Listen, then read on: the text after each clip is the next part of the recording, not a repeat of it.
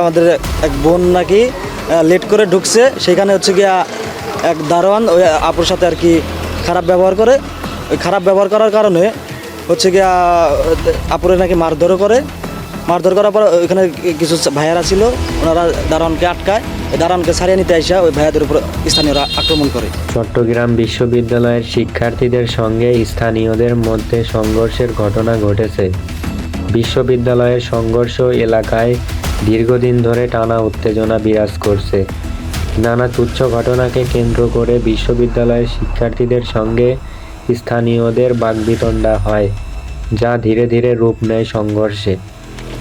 সাক্ষীদের মতে, বিশ্ববিদ্যালয়ের কয়েকজন শিক্ষার্থী ও স্থায়ী যুবকদের মধ্যে প্রথমে বাকবিতণ্ডা শুরু হয়। পরে দুই পক্ষের মধ্যে ধাওয়া পাল্টা ধাওয়া ও ইটপাটকেল নিক্ষেপ হয়। এতে উভয় পক্ষের কয়েকজন আহত হয়েছেন বলে জানা গেছে।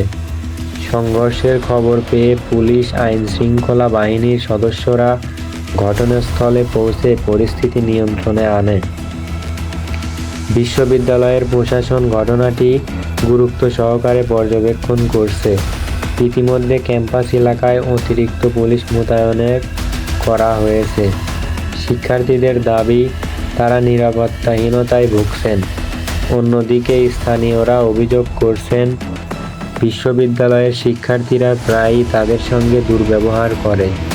এ কারণেই দীর্ঘদিনের ক্ষোভ এই সংঘর্ষের রূপ নিয়েছে।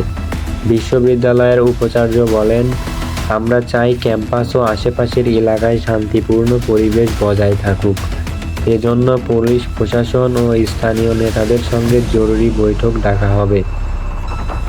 এ ঘটনায় সাধারণ শিক্ষার্থীরা ও অভিভাবকরা উদ্বেগ প্রকাশ করেছেন।